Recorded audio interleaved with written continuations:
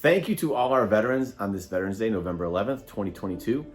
Not to be confused with Memorial Day. Veterans Day is where we honor and thank all veterans that have served in wartime and peace. Memorial Day, which happens in the spring, is when we honor those who died in service to the country. So, Veterans Day, where does it come from? Well, Armistice Day, it's called the initial armistice, November 11th, 1918.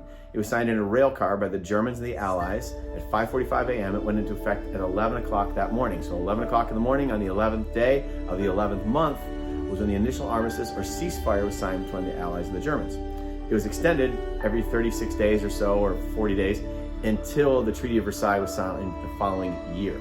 Then that following year, President Woodrow Wilson said that on that day, November 11th, at 11 a.m., all Americans should observe a moment of silence in honor of those who served in the war, and also mainly the celebration of peace, to have peace after World War I, considered the war that was going to end all wars, right?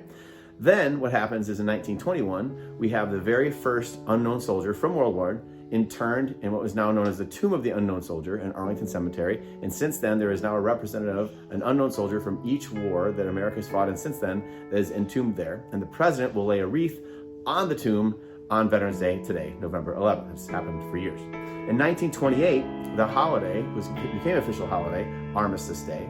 Again, armistice meaning ceasefire or the stopping of fighting. And then in 1954, it changed from Armistice Day to Veterans Day.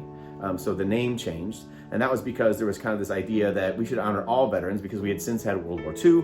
There's other conflicts we had been in. We've since had other conflicts since then. So Veterans Day is when we get to honor all who have served in the armed forces. And then in 1971, there's actually a change where they changed it to the fourth Monday in October, made it a 3-day weekend.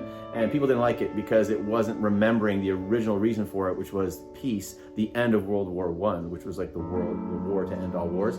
So in 75, President Ford switched it back to November 11th.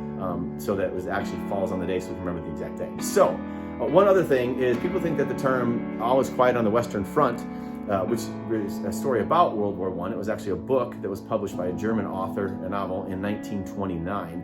It's a story about a bunch of German soldiers, young soldiers, who are disillusioned by patriotic rhetoric and essentially kind of propaganda. And so they are in the war effort, and then while they're at war, they realize that war is meaningless and awful and terrible. And so that was a book. That wasn't even said until 7 or 8 years later.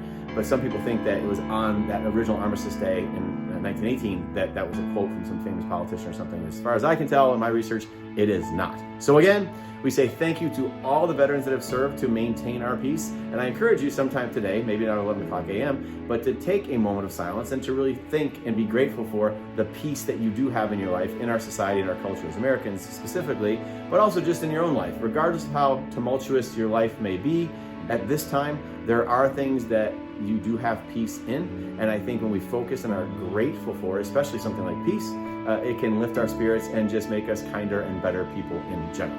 So, happy Veterans Day. Thank you to all the veterans, and go do something.